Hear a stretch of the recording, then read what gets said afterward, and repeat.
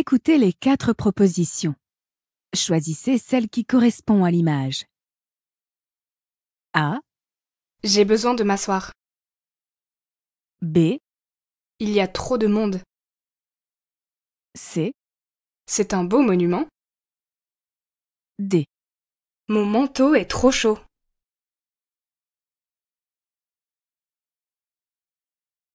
Écoutez l'extrait sonore et les 4 propositions. Choisissez la bonne réponse. Tu dois réviser les tables de multiplication. A, J'ai déjà révisé les tables de 2 à 5. B, Tu as raison, je vais faire des exercices de division. C, Connais-tu un bon professeur d'histoire? D. J'ai oublié les règles d'accord.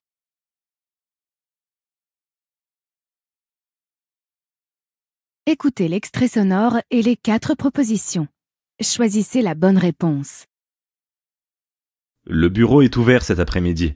Il ferme à 17h. A, D'accord, je viendrai à 15h. B, D'accord, je viendrai acheter des chaussures. C, Pourquoi est-il fermé? D. D'accord, je viendrai à 17h30.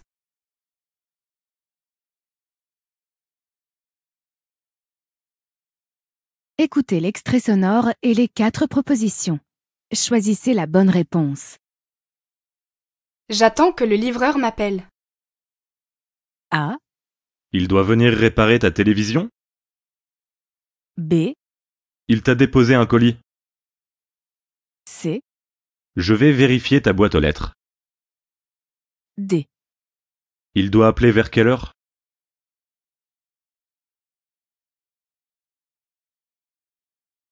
Écoutez l'extrait sonore et les 4 propositions. Choisissez la bonne réponse. L'imprimante est-elle toujours sous garantie? A, Oui, je l'ai acheté la semaine dernière. B, Non, je l'ai acheté la semaine dernière. C, Je voudrais acheter une imprimante. D. Mon four est en panne.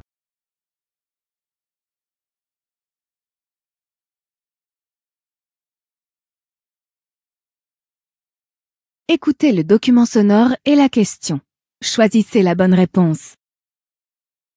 En raison de l'annulation du bus numéro 562 à destination de Marseille suite à un problème technique, les passagers sont invités à se rendre au guichet dans le hall des départs pour être remboursés.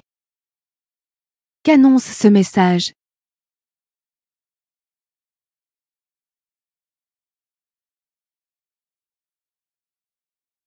Écoutez le document sonore et la question. Choisissez la bonne réponse. Salut Émilie, ça fait longtemps que l'on ne s'est pas vu. Oh Laurent, oui, effectivement. Qu'est-ce que tu deviens? Eh bien, je travaille pour une entreprise de communication. Je suis comptable. Et toi? Tu travailles toujours dans la restauration? Malheureusement, non. Je suis au chômage et je cherche un emploi de serveuse ou de cuisinière dans un restaurant. Eh ben écoute, ça tombe bien. Mon cousin tient le bistrot chez Patrick dans le 15e arrondissement de la capitale. Je sais qu'il a besoin d'une personne supplémentaire pour le service. Ah oui? Je connais bien cet endroit et j'adore leur cuisine. Que propose Laurent à Émilie?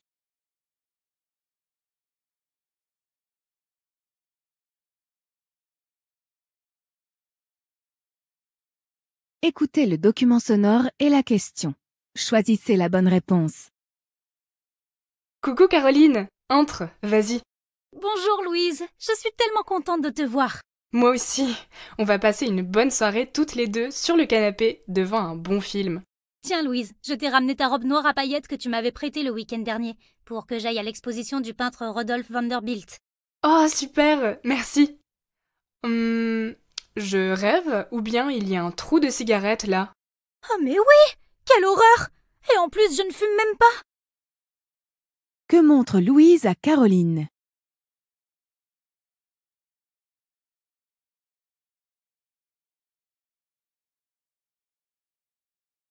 Écoutez le document sonore et la question. Choisissez la bonne réponse. Dans ma classe de français, nous sommes nombreux, environ 25. Il y a beaucoup de Sud-Américains et d'Australiens, plusieurs Japonais et Coréens, et un peu de Russes, toutes des femmes. Ah oui, il y a aussi des Africains qui viennent du Zaïre et de la Côte d'Ivoire. C'est une classe très cosmopolite. Combien y a-t-il d'élèves russes dans la classe?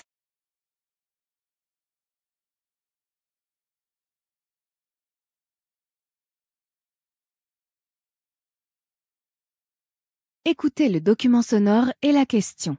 Choisissez la bonne réponse. Bonjour, c'est le docteur Melvaux de l'hôpital Sud. Je vous appelle pour vous dire qu'une place est libérée pour votre scanner du dos. C'est le 27 mars à 10 heures. Seriez-vous disponible? Si oui, merci de rappeler le secrétariat pour enregistrer le rendez-vous. Bonne journée et à bientôt. Que doit faire la personne suite à ce message?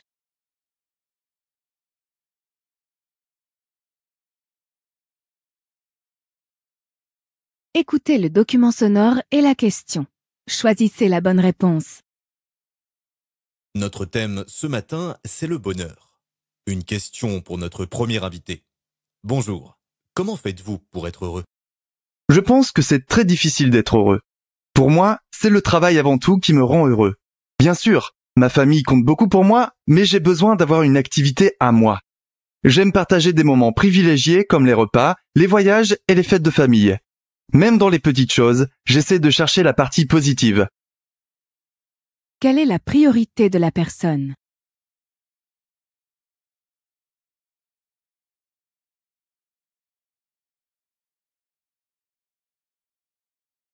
Écoutez le document sonore et la question. Choisissez la bonne réponse. Mon travail est très chargé en ce moment. J'ai besoin d'une bonne escapade pour me changer les idées. Ça te dit de partir ce week-end à Paris? Oh, tu as raison. Nous méritons un temps pour nous deux. Cela fait tellement longtemps que nous ne sommes pas partis. J'ai très envie d'aller à Paris, pour aller au musée du Louvre, pour flâner dans les rues et surtout aller voir un spectacle à l'opéra.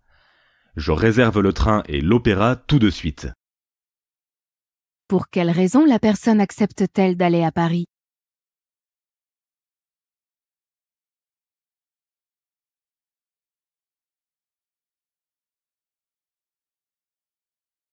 Écoutez le document sonore et la question. Choisissez la bonne réponse. Je me présente, je suis Bernard Blanchet, j'ai 42 ans et j'ai 2 enfants. Je suis le directeur de l'école primaire Marie Curie qui a la particularité d'accueillir des élèves sourds et malentendants. Tous nos enseignants doivent maîtriser la langue des signes. Je la maîtrise moi-même depuis mon plus jeune âge puisque mon père est sourd et muet de naissance et que nous communiquions ainsi. Je tiens à préciser que notre école est publique et la scolarité y est entièrement gratuite. Quelle est la particularité de Bernard Blanchet?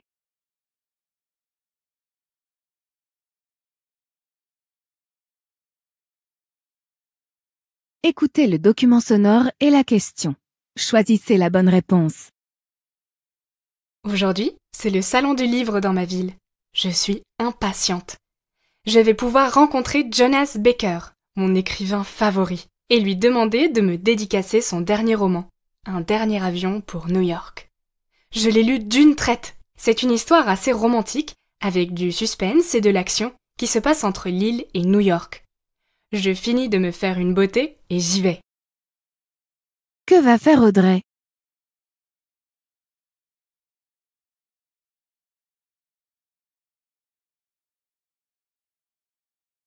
Écoutez le document sonore et la question.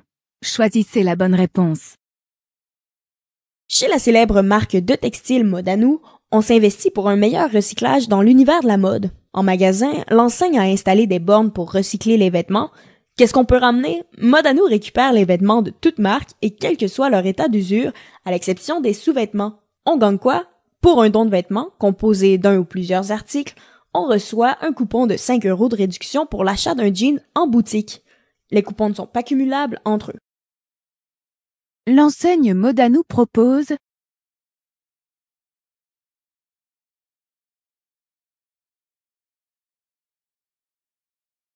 Écoutez le document sonore et la question.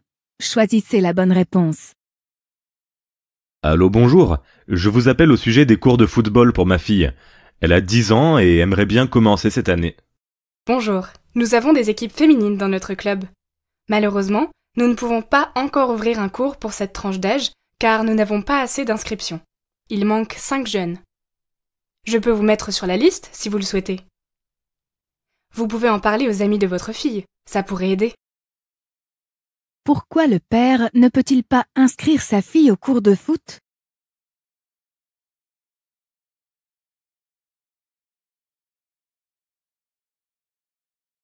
Écoutez le document sonore et la question. Choisissez la bonne réponse. Docteur Valère Roubal, bonjour. Bonjour. Vous êtes neurologue à l'hôpital Saint-Joseph à Paris. Alors, qu'est-ce qui distingue la migraine d'une céphalée classique? Un mal de tête, comme on dit dans le langage courant? Tout à fait. Donc, d'abord, la migraine est une céphalée particulière puisqu'elle doit répondre à certaines caractéristiques. Elle s'installe progressivement et peut durer de 4 heures à 3 jours. Elle s'accompagne le plus souvent de nausées, de vomissements, d'une gêne à la lumière ou au bruit. Elle apparaît généralement avant l'âge de 40 ans, chez 9 patients sur 10, et elle peut être précédée de somnolence, de fatigue, de faim ou de douleur abdominale. Sur quoi le docteur Valère Roubal intervient-il?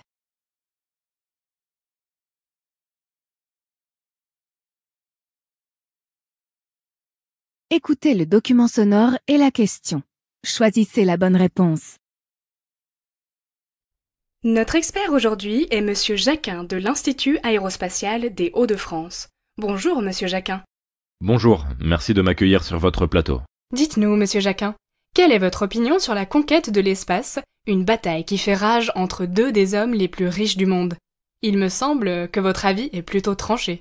En effet, je vous confirme cela. Le fait d'avoir cette rixe perpétuelle entre ces deux puissances états-uniennes se fait, selon moi, au détriment d'une avancée technologique la plus optimale. Aujourd'hui, les deux clans se font la guerre et veulent essayer de montrer que l'un est toujours plus fort que l'autre. La conséquence, les deux équipes ne cessent d'envoyer des satellites et autres objets dans notre espace proche. Ces derniers finissent le plus souvent par être inutilisés et ne peuvent pas être ramenés sur Terre. Ils sont alors acteurs de l'énorme dépotoir qui gravite autour de notre planète. Quant à la conquête de l'espace, les deux équipes décrites par Monsieur Jacquin.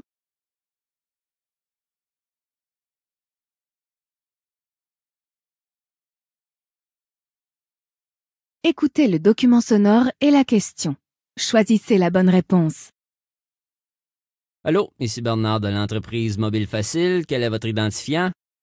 434 869 EF. Un instant, s'il vous plaît. Pourriez-vous me confirmer votre nom complet? Janine Bérard, n'avez-vous donc pas toutes ces informations sur votre écran? Bien sûr, madame. Cependant, pour une question de sécurité et de confidentialité, je suis dans l'obligation de... Oui, bon, assez de ces formalités. Je vous ai déjà envoyé une lettre, mais apparemment, ce n'est pas suffisant. Écoutez-moi bien, même si j'étais titulaire du compte mobile commun lorsque j'étais dans une relation avec Patrick Durand, nous sommes aujourd'hui séparés. Il serait bien gentil de stopper les envois de ses factures à mon domicile. Je n'ai aucune idée de sa nouvelle adresse, ni même de son nouveau numéro de téléphone. Maintenant, vous devez me laisser tranquille, ou je serai dans l'obligation de saisir le tribunal. Quel est le problème de Janine Bérard?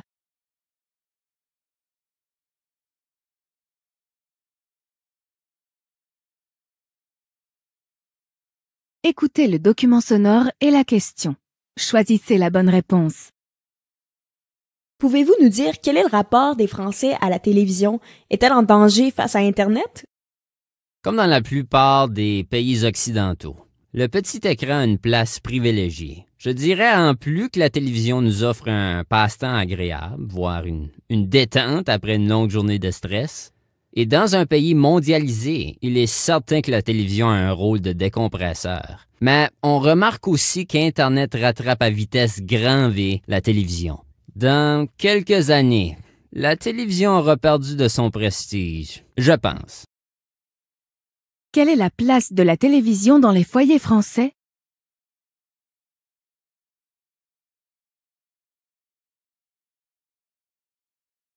Écoutez le document sonore et la question. Choisissez la bonne réponse. Heureux dénouement de l'opération de recherche de Juana. La jeune mineure de 12 ans a été retrouvée saine et sauve 1 mois et demi après sa disparition, a annoncé la gendarmerie du Gard samedi 21 août. Pour rappel, Juana Santiago avait quitté le domicile de ses parents, situé à l'est de Nîmes, en pleine nuit, le 6 juillet. Elle avait été décrite comme une enfant instable et dépressive et avait déjà fugué à plusieurs reprises. Un avis de recherche avait été diffusé sur les réseaux sociaux au moment de sa disparition, ainsi qu'une alerte enlèvement sur toutes les chaînes de télévision. De quoi parle cet audio?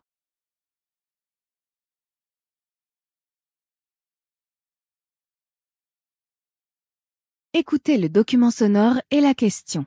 Choisissez la bonne réponse. Les casques dénommés électroencéphalographes ou casques EEG ont aujourd'hui le pouvoir d'actionner les commandes d'un ordinateur. Si on est capable de piloter des images sur un écran avec ce procédé, pourquoi ne pas diriger le déroulé d'un film complet en fonction de notre humeur, a réalisé un chercheur de l'université de Nottingham au Royaume-Uni.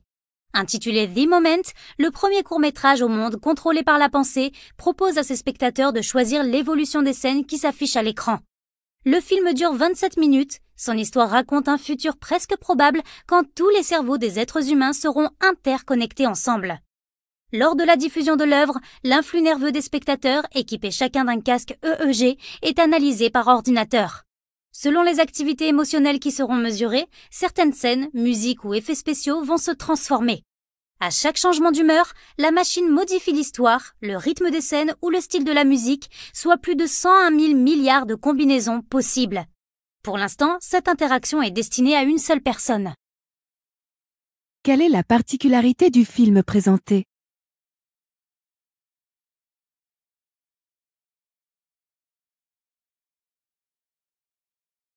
Écoutez le document sonore et la question. Choisissez la bonne réponse. C'est vrai que découvrir à quel point le cerveau des abeilles, que les abeilles ont des capacités cognitives, peut peut-être nous aider à les protéger. Vous dites vous-même que les abeilles communiquent, alors j'aimerais bien qu'on comprenne à quel point elles communiquent et comment elles communiquent. On s'arrête sur cette fameuse danse des abeilles qui avait été décodée par l'éthologue Carl von Frisch, et c'est cette danse qui leur permet de communiquer? Absolument. Carl von Frisch, dans les années 1970, a pu découvrir, après de nombreuses années d'études, que les abeilles qui reviennent d'une source de nourriture qui est riche en nectar font à l'intérieur de la ruche une danse, c'est-à-dire des mouvements stéréotypés qui ont pour capacité d'indiquer la distance et la direction de cette source à d'autres congénères. Donc, elles ont un code partagé par toutes les abeilles de la ruche et c'est le code des abeilles. Quel est l'objet de cet entretien?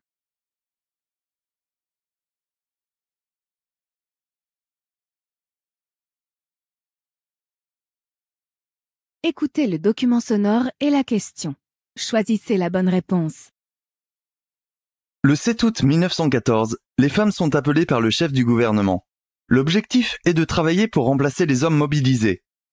Les munitionnettes, comme on les surnommait, ont fabriqué en 4 ans de guerre plus de 300 millions d'obus.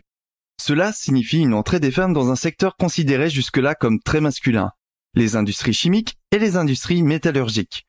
Et la société contemporaine de l'époque s'inquiète des effets de l'entrée des femmes dans ces secteurs masculins, à la fois en termes de concurrence éventuelle entre travailleuses et travailleurs, mais aussi en termes d'effets sur ce qu'un médecin de l'époque appelle la masculinisation des femmes et ses effets moraux et sociaux qui peuvent être dangereux pour une société à ses yeux. La majorité d'entre elles avaient déjà un emploi rémunéré avant la guerre. Elles étaient fermières, ouvrières ou encore infirmières et institutrices. Mais le nombre de personnels féminins dans l'industrie et le commerce a fortement progressé durant ces années de conflit. Pourtant, il a fallu vaincre la méfiance des industriels, essentiellement des hommes, et donc combattre beaucoup d'idées reçues. Que pense la société française du travail des femmes pendant la Première Guerre mondiale?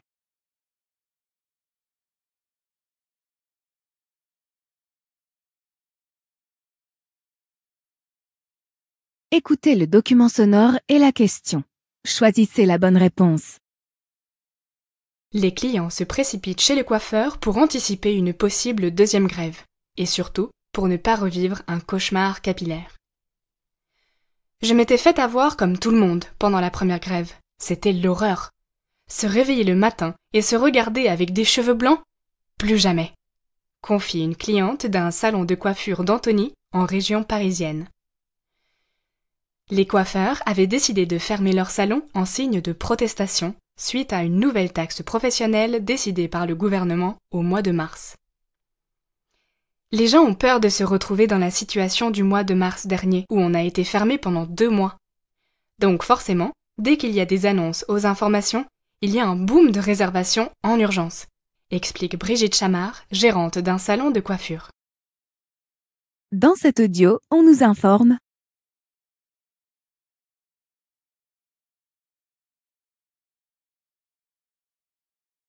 Écoutez le document sonore et la question. Choisissez la bonne réponse. Vous avez envie de devenir chevalier, baron ou vicomte?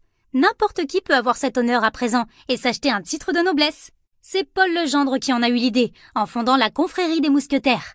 Il s'est d'ailleurs autopromu baron. Un parchemin et une épée, pour ce nouveau baron, c'est une façon de renouer avec ses ancêtres, eux-mêmes chevaliers. Mais pour les autres candidats, c'est avant tout un signe de prestige facile à acquérir. Tout commence il y a 13 ans avec 52 000 blasons que le fondateur a dessinés lui-même et qu'il vend légalement sur Internet. Pour être baron, comptez 7 500 €, 1 500 pour un chevalier. Tout est réinvesti dans des projets de rénovation du patrimoine. Mais les nouveaux chevaliers ne vont pas pour autant rejoindre les 4 000 familles nobles de France. Par ailleurs, l'État n'accorde aucune valeur à ces titres de prestige. Dans cet audio, on apprend que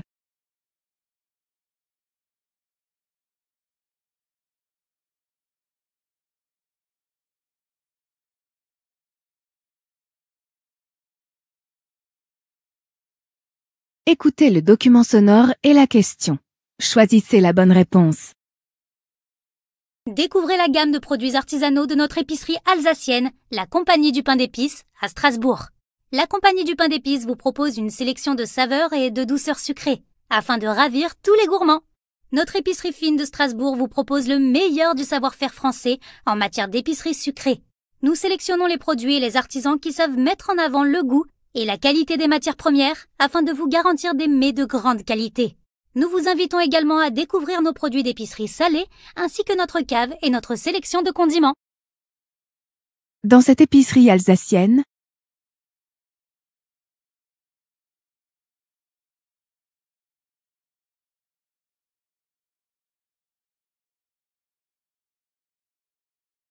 écoutez le document sonore et la question. Choisissez la bonne réponse. Bonjour à la jante masculine. Je suis Eugénie, j'ai 47 ans et je recherche un homme de 45 à 49 ans pour partager des moments à deux. Fraîchement divorcée et maman de 2 grands-enfants, je cherche un partenaire sans enfants en bas âge. J'ai déjà donné merci. Je n'aime pas les chats, mais j'adore les chiens. Je déteste la moto et les sports de vitesse. Du coup, je ne serai pas votre moitié pour de longues balades en Harley-Davidson. J'ai besoin de quelqu'un de cultivé et plein d'humour, bricoleur et créatif, artiste bienvenu. Physiquement, vous serez grand, car je suis grande moi-même, 1,75 m, et sans calvitie, désolé pour les chauves, car j'en ai la phobie. Je ne réponds pas aux messages sans photo de profil, ni aux personnes qui ne correspondent pas à la tranche d'âge demandée. Que cherche Eugénie sur ce site de rencontre?